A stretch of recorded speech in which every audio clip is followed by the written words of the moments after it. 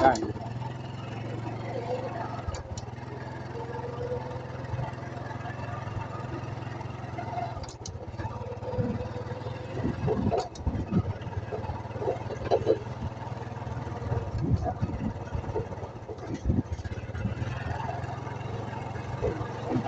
เส้นทาง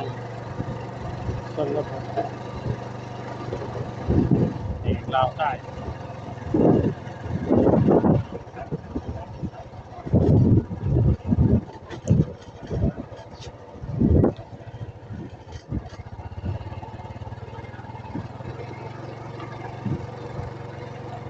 อันนี้แหละแจ่ม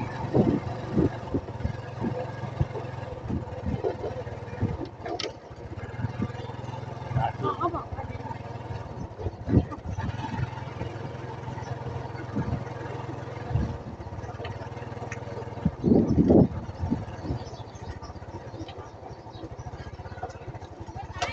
เงินหน้าก่อนหน้าก่อน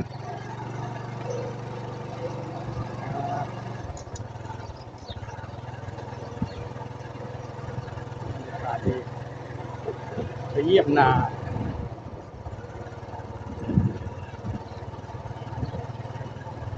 ยีหน่อยเล็กหน่อยอีกหน่อย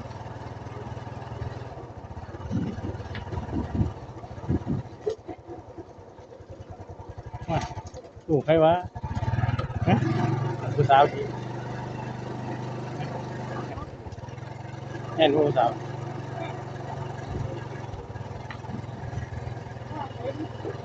ชาเด็กน้อยเล่นกับคนป่าจะได้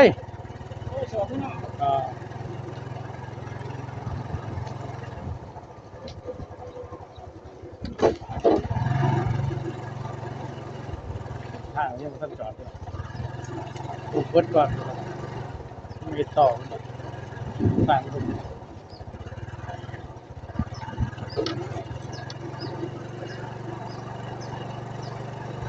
ทางพามวัดแก่งโค้งเมืองคมเซโดแห่งสารวัตร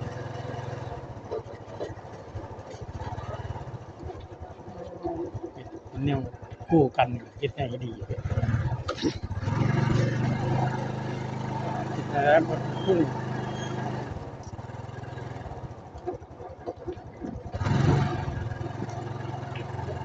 พุ่งรถ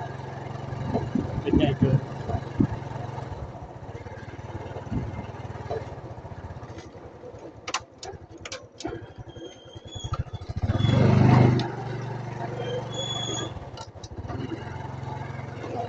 เบียดวัดเอส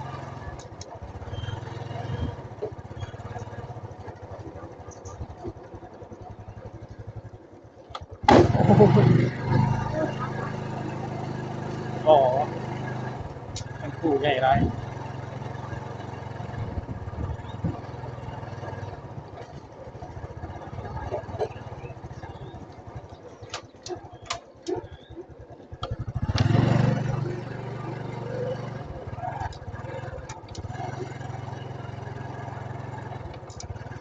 เป็นทางฝ่าบาทแก่งโค้ง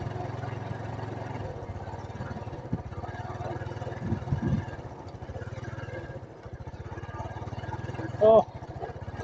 ตามเป็นอะไรเนี่ย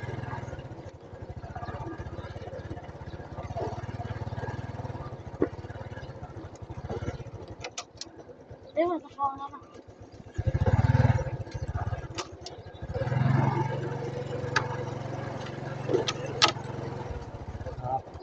ต้องคอย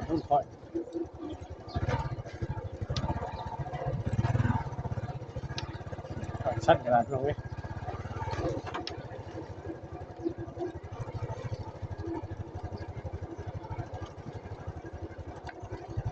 ให้กันใครวะเก็บตัว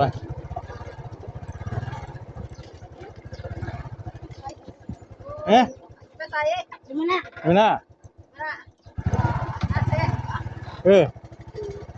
เจ๊กับไผไปจับปลาอยู่ไปจับปลาดูมัดไปจับปลาโบจับปลาหัววันโคตรหนักเป็นหัวเดือดสิพี่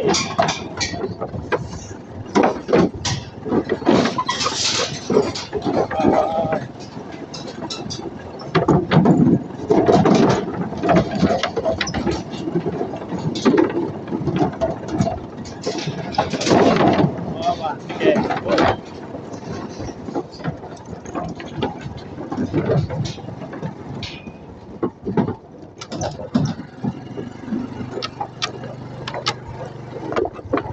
โอ้โหถัง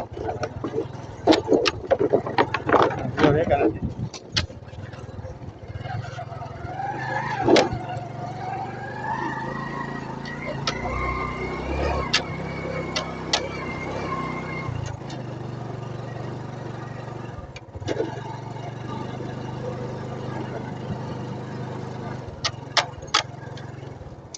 ไปใช้ประเด็นฮะอ๋อไปเห็นหน้าเองป่ะ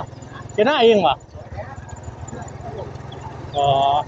ลงมาแล้วก็จะลงว่า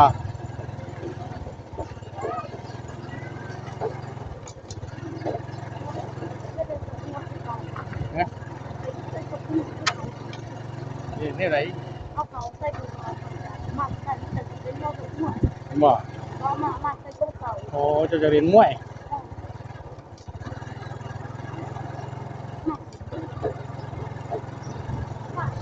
ไม่ค่อย ใช่ ตั้ นะ งร้านอาหารหรือไง ใช่ใช่นะอ่านี่ก็ถามมาทั้งวันอีกพูดเนาะนี่พูดสิลงแข่งซะแล้ว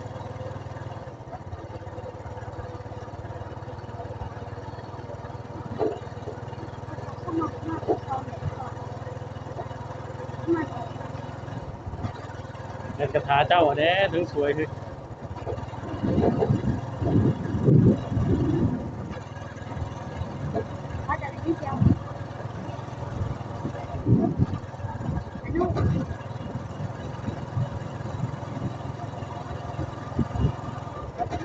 คลองสัมปทานของหวานนักทิ้งมาถึงกิจพูดมาคลองนาปังคุณมานาแซงคลองสัมปทานของทางการพึ่งพิษไทยใส่เรือปลาสุดปลาสุดเห็นหน้าปังจังสีได้มีใดๆตื่น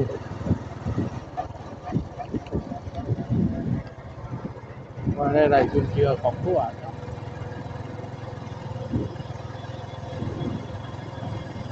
อันนี้ก็บรรยากาศดีอันนี้ก็เขาสู่หนาคนเต็มแบบเนาะ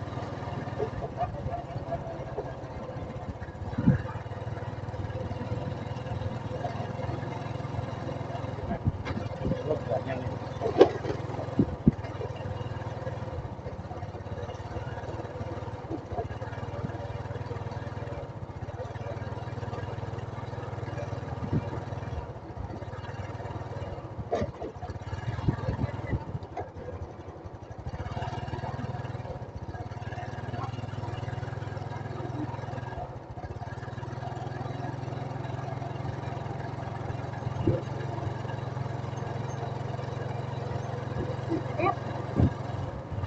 หน้าฝนเต็มแบบไปเอาพ่น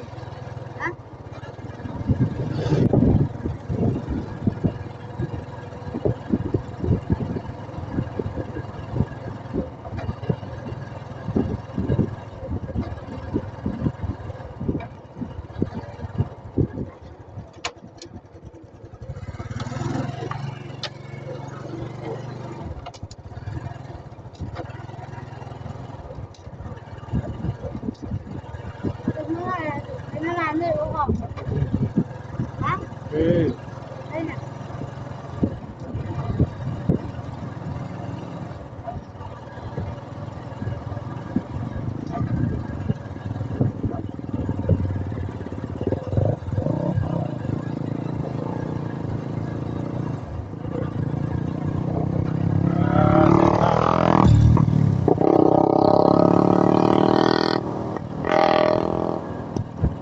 รถที่แบบคนขี่เรียบแล้วขี่สอดช่องอะไรเนาะ ข้างหลังนี่หอยเอาไว้ขึ้นกระยาลูกกระยาไปลองเล่นเอาคุณหมักคุณหมักว่ากัน มาพอมาหน้าหรือสักหน้าหรือสักเลื่อนเหรอ ไปหาอากัน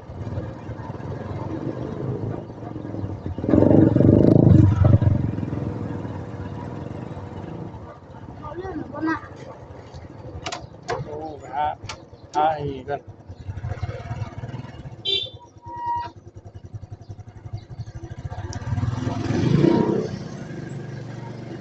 นั่นกันอาน่า ฮะ อาน่า หน้า เออ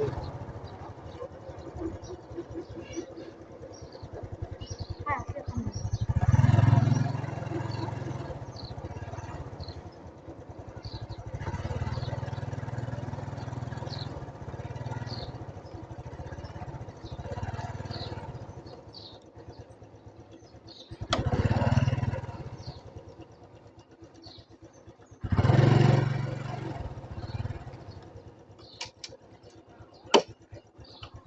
เดี๋ยวมาถามหน่อยเด้อ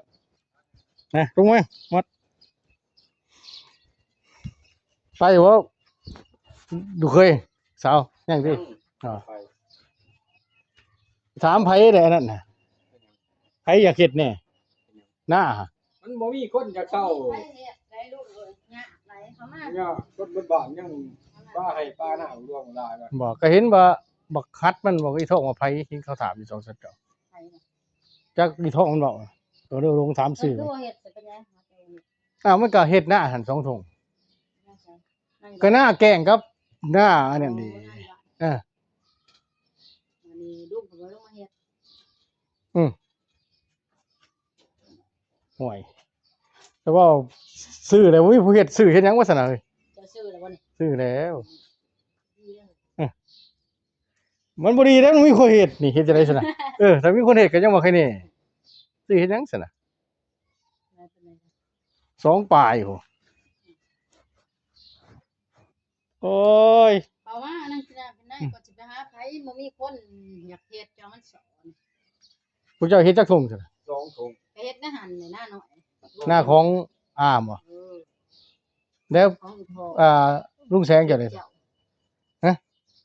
น่าติดเจ้าหั่นแหละครับฝุ่นได้ แล้วลุงแสงเจ้าว่าจังได๋โอ้ยตกน้ำมื้อนี่ ใช่ครับ อัน ขับรถขับละ อ๋อรถถีบเป็นนั่นแหละบ่ยากหรอกรถตอนนั้นเป็นรถถีบบ่ยากหรอกแล้วลุงแสงเจ้าเฮ็ดจังได๋ ไปต้องการ เฮ็ดมันกัน อ๋อ ไปอยู่ผู้เดียวเสร็จแล้ว เอาแล้วลูกค่ะ ลูกไปกรุงเทพเบิด2ยังผู้น้อยๆซ้ำนึง เดี๋ยวอยู่น้ำไผเบิ่งนะมื้อนี้โอ้ยเฮ็ดจังได๋กันนั่น อยู่น้ำเขาคนไปอยู่น้ำสาวเขาเฮ็ดงานพักใส่ย่ามันเก่าลาน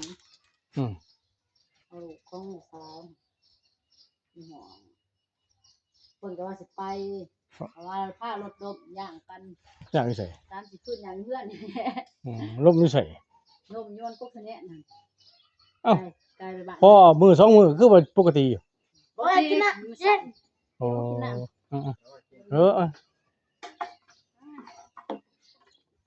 จะได้ยังไงมันซื้อเสียเวลาอยู่นี่ โอ้ ซื้อเอาเงิน200-300ไปเฮ็ดแนวอื่นบ่ได้กิน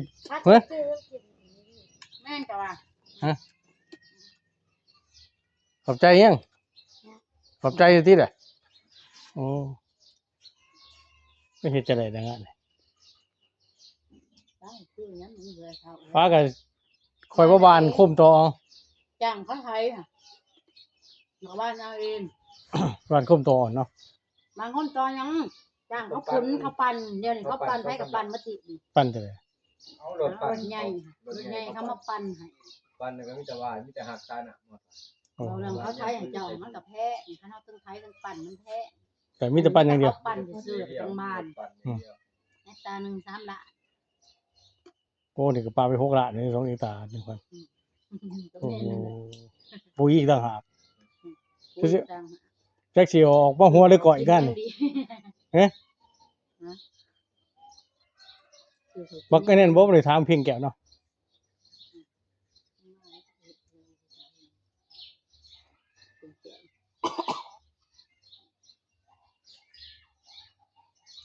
ยังท่านเฮ็ดจังได๋คือกันน่ะมันก็เฮ็ดเพื่อนเพิ่นสร้างอันนี้เด้อบ่ได้มาเฮ็ด โอ้ยเอาฉันได้บ่เฮือน้ำสะบ่จบบ่สิ้นบ่นะเรื่องเฮือนโอ้ยข่อยเฮ็ดมาสะบันมาจากหลังแหละถึงบ่อยากเฮ็ดอยู่นี่พวกเกษียณบัดเดือน 2-3 เดือนพวกเกษียณค่อยวางแผนไปเฮ็ดหยังก็บ่ฮอดซ้ำพอเนี่ยมันบ่แน่นอนซุจะไปคิดยึดติดกับหยัง เห็นยังก็บ่ได้เนาะ มอดโอ้ยเจับกระสอบกระส่ง ราคามันก็บ่คง เฮ็ดแบบ แม่น เห็นบ่เฮ็ดกาแฟก็บางทีก็เฮ็ดก็2,000ถ้าเฮ็ดเพราะว่า70,000 70,000 ตัวนี้มันเท่าไหร่จักพัน นี่ไว้นี่ก็แพงเนาะ 9,000 บ่ 70โดย คืออาหันหมดเว้ย เฮ็ดตั้ง70 บ่โอ้ยหมอนี่ไปนอนจะได้เป็นให้ไอ้นั่นปวกกัดหัวออกสีแดงยังเหี่ยวใส่หัวบ่ เซ่เบิ่ง โอ้ยเฮ็ดจังได๋บัดนี้อันนี้อยู่เฮือนบ่นี่ เขาไปใกล้ไอ้มันนี่เลยค่ะ บ่มีใส่ เขามีเขาลูก โอ้ โตแล้ว โอ้หมอถ้าเขาเฮ็ดหน้าปีก็จะให้เขาเฮ็ดหน้าแซงเลยนะแล้วปีนี้ถ้าเฮ็ดก็สิให้แค่2เจ้านะ บริธรรมบริธรรมอี อืม บริธรรมอีไซค่ะ ใส่ ใช่ป่ะ จะถามมือใส่ เฮ็ดหน้าแซง เฮ็ดก็เฮ็ดเลย นี้ยันเปิดมันนั่นหรอกมันน่าอัด มัด เวอร์บ่ เฮ็ดก็เฮ็ดหน้าอยากหามันได้นะตีก็บ่อยากหา ท่านพาเขาเฮ็ดประจำเขาเฮ็ดหน้าแซงด้วยเฮ็ดหน้าปีด้วย เอามันนั่นแหละเฮาแบบว่าเฮาสิให้เขาคิดยาวนะ เขาสิ มาคิดให้เขาเลยนะเขาเบิ่งแย่งยังให้แต่เจ้าเดียวมันก็แล้วเลยว่าหน้าแซงนี่ก็สิให้เฮ็ดแค่2เจ้านั่นสิว่าเจ้าคนสิเฮ็ดหน้ากับแบ่งกับมันปีแล้วเฮ็ด3เจ้าแล้วมันขาดข่อยได้เพราะว่าตัวเศษเขาบ่ให้เอาให้มัน3เจ้าบ่นี่แทนที่สิได้6ศอกกลายเป็นได้5ศอกหรือ4ศอกแม่นบ่ล่ะปกติหน้ามัน2เอกตา 1,000 พุ่นน่ะมันต้องได้21ศอกแม่นบ่ล่ะนี่มันบ่ได้ถึงน้ำได้10ปลายศอกเองมันคนก็บ่ได้เขานี่ โอ้ยบึ้งเข้าเดียวบ่เวียกก็ บ่ได้เขานี่ลูกคือกันครับลูก ใส่หยังซื่อใส่ ใส่ตัวซื้อที่อยู่นะนี่เพื่อนนั่งนี่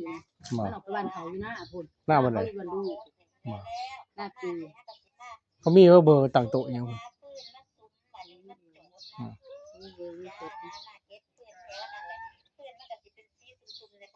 ยังมาถามเดล่าเนี่ยหาเขาเห็น ได้ลาใส่เลย เป็นบ้านโซเมาอ้วนทางหน้าเพื่อนเขาอยู่นะ วันนั้นบ่เฮ็ดว่าหยังที่ว่ามันแปลงรถอยู่หั่นล่ะ ยอง บ่เฮ็ด ถามมึง เพราะว่ามันก็เฮ็ดดีเห็นบ่เฮ็ดหน้าแซงเฮ็ดดีเขายอมหาเบิ่งว่าเนาะ มาถามมัน เฮ็ดถ้ามันเฮ็ดหน้าปีหน้าแซงเฮาก็สิเหมาะกัน เขาหน้าบ่ร้าย หน้าบ่หลายบอกกันไหนของเพิ่น แต่ว่าเขาเศร้าทำไมเศร้าของทำไมเพราะมันหนักหลาแต่ว่าตามเขาตัวปี ถ้าเกิดว่านั่นหั่นบ่ยากหรอกว่าเขาปั่นเขาอ้นเขาก็ง่ายดีมันยากเขาหวานเฮาก็มามันหลายสิเฮาก็บ่เอาแพงก็เอาซ้ำมาปีนี้ซ้ำนี้ปีหน้าว่ากันแม่นบ่ล่ะแต่ว่าสิว่าอันนี้ดีหั่นก็ได้อีดอกซ้ำ30ปั่นถิ่มละละนะเพราะว่าตันในต่อเพื่องก็ขึ้นเนาะได้สำหรับเพื่อนจะได้กว่านั้นแม่นบ่ล่ะหน้าลายเฮาไว้เฮาหวานเลย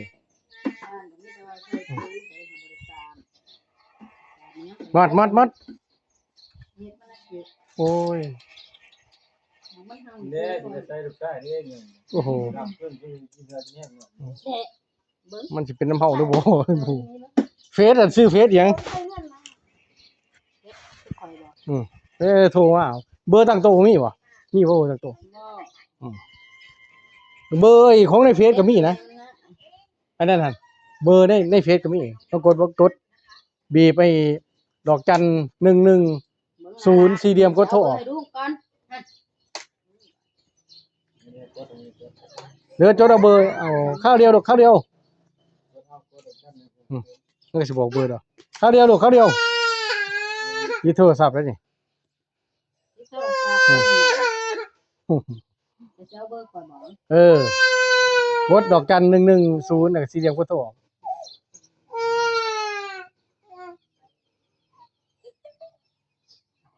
เลขนะชื่อว่าค่ะ11 นี่เหรอ โอเค11 ดอกจัน110แล้วก็สี่เหลี่ยมกดโทรออก 10เราถือโอ้ถือสอง 110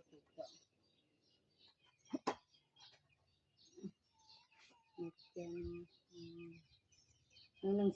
อ สี่เหลี่ยมกดโทรออก จัน ดอกจันก็สิเอาบ่แม่นสิ หมอกดดอกจันน่ะ110สี่เหลี่ยมกดโทรออก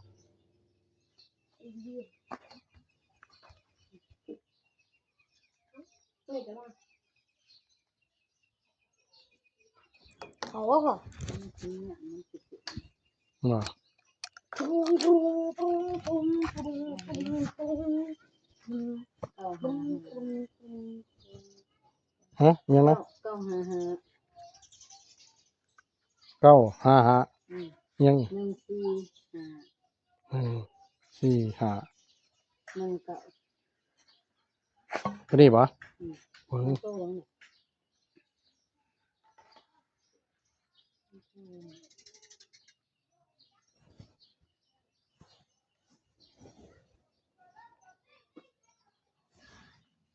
ตัว ตัวเขาก็ยังหักเนี่ยหยังตัวสัตว์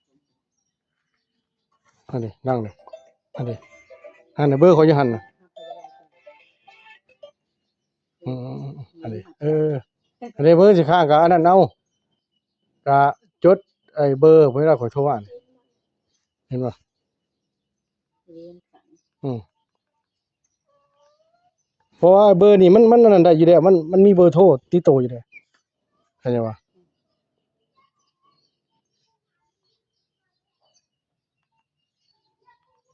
ลงท้ายด้วย519เนาะเข้าใจไปเกี้ย นะครับ นี่ลงไปถามมึงว่าหลายๆคนเนี่ยแปลว่า ทางมึงเนาะ ดูดิ แต่ว่าเขาทั้งนี้เอาก็ลองโทรไปถามมึงเพื่อว่ายังบ่ทันได้อยู่นะเพราะว่าเมื่อสิเมื่อทั้งผลเลยทั้งหน้าร้านเลยเอาของก่อนหน้านี่เด้อขอบใจ ของนี่ หือ ท่านหนูค่ะ อ้าวซื้อขนม โอ้ โอ้ ย ยจะหายแห้งนี่ นี่ซื้อขนมได้บัตรใบหนึงเด้อ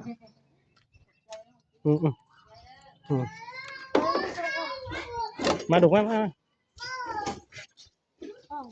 อากัน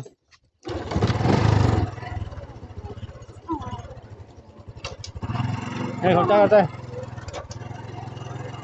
ก่อนไม่ได้ว่าท่านแหลกเลย ข้าวหมูหอดกดก็จะเป็นอะไร ท่าน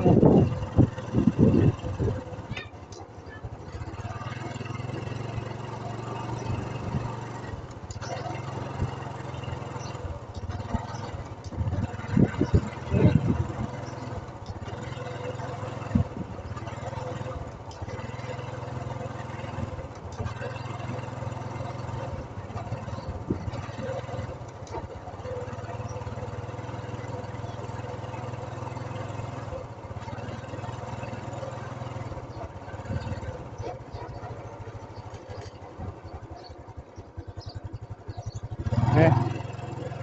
มันนะ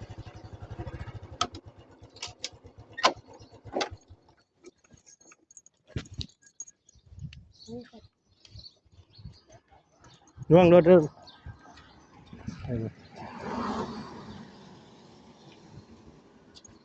เบิ่ง บ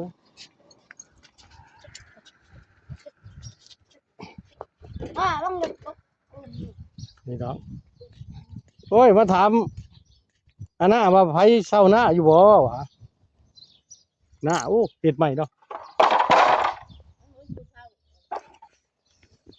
ถ้าให้เศร้าหน้าปีเฮาก็ให้ทั้งหน้าแซงนั่นแหละง่ายดิ บ่มีผู้เฮ็ดบ่นี่ ยังบ่ทันถามไผหนาถ้าเกิดว่าสุดท้ายหั่นถ้าให้เฮ็ดถึงหน้าแซงเขาสิเพชรเข้าใจบ่เฮาตีตายเขาบ่แย่งนำ มันมีไผเช่ามีไผมาถามหน้าอุสีก็ยังบ่มีผู้เฮ็ดแต่ว่าจมนี่เฮาอุสีก็ได้ มันข่อยมันหลายดิ มันได้ของเจ้า มันหลายมันก็แค่วานใส่ตัวเพื่องหา60บ่ได้บ่ดูดหรอก แม่นแหละ บ่ได้ยังแค่วานใส่ตัวเพื่องก็ยังได้นะน้ามันน่าลงน้ำซ้ำ จะได้ว่าจะเอาเมีย โอ้ยยังแต่ไปถึงปานใดแหละฟังมึงเนี่ยอันนี้นะแล้วเก็บหนี้เก็บสินนี่แหละว่าสิบ่ต้องไปทำอันหยังมาจ้องบ่หยัง โอ้จองบ่ มันเฮ็ดดีบ่เฮ็ดมีเฮ็ดหน้าแซง เฮ็ดดีบอกกัน เอาแล้วเฮ็ดกระแสแล้วเฮ็ดหน้าแซงเด้อ คันว่าอันนั้นก็บ้านพวกเจ้าเพื่อนเอาก็บ้านเนาะ แล้วแต่นะเฮ็ดจังก็ได้นะเฮาก็บอกว่าได้เพราะว่าตัวนี้ถือว่าถ้าว่ามันหลาเฮาก็บ่เอาเต็มปีหน้าไปได้ค่อยว่ากันแม่นบ่ล่ะ โอ้ยยะถ้าก็ว่าน้ำมันแพงปุ๋ยแพงหั่นน่ะบ่มีสิยะ จริงๆถ้าบ่มีไผอีหลีก็สิมาบ้านเอาโกมตัวเพื่องเอาได้เองตันน้ำเอา ให้เท่าไรก็กินเนาะ แต่เท่าได้ก็กินมันก็มาจอบมันแหละใหญ่ ไปถามจองหั่นแหล้วงานมันน้อยเดียวนึงถามเฮ็ด เพราะว่าจังจะให้เฮาว่าครบตัวเพื่องนี่เขาว่านี่20-30มันบ่โดดดอก บ่รู้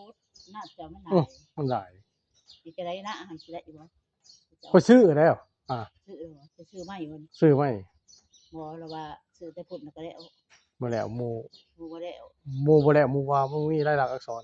ซื้อไม่ได้เลย 260เอา เป็ เป็น น โหจะเถื่อนบิน มันบ่เบิดแหละมันบ่เบิดจังซี่แหละมันเงินมันไปค้างอยู่นี่แหละมันสิเฮ็ดหยังมันก็บ่ได้ลำบาก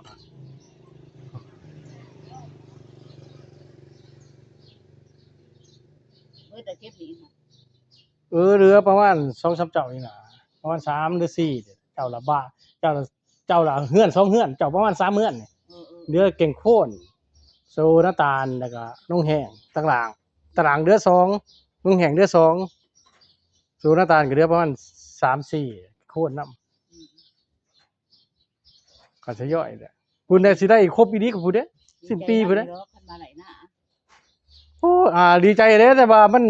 นบ่เต็มร้อยเด้ตอนนี้มันอันนั้นฮะขึ้นเฮาสิไปลงทุนต่อ มันอะไรมันบ่มีอีกมันจำเป็นแน่ จำเป็นเนี่ย เอาไหลดินมาบ่จะเกลื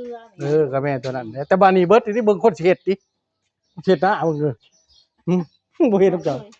ไปแล้วได้ขอบถ้าเกิดว่าแล้วอีหยังพุ่นพี่ก็อย่าไปหาขายสิขายของแหละ เดี๋ยวไว้มีอากับเฮ็ดของเฮาไหลดินน่ะมันบ่จะ โอ้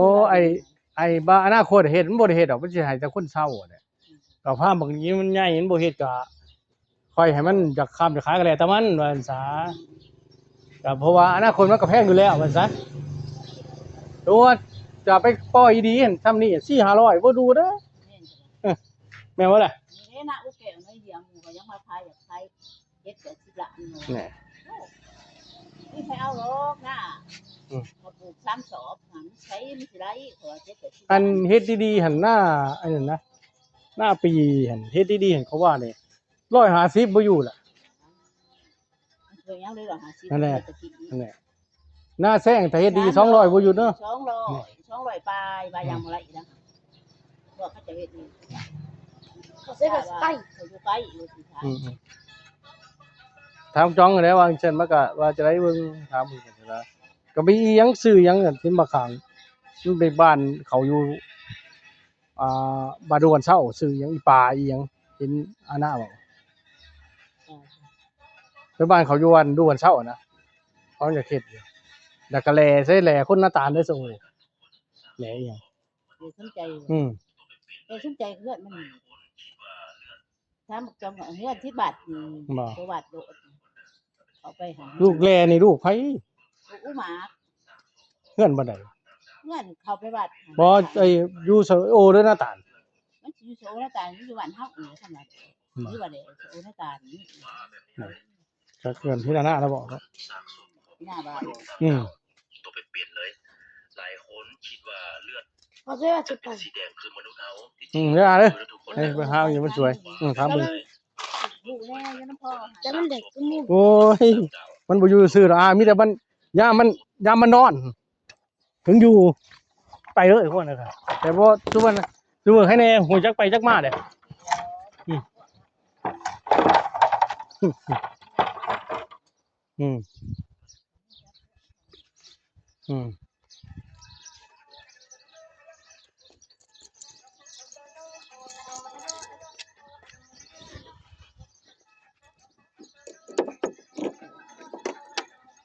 หมดที่นี่ก็ได้ก็เจอเลยพี่น้องคำว่าสวัสดี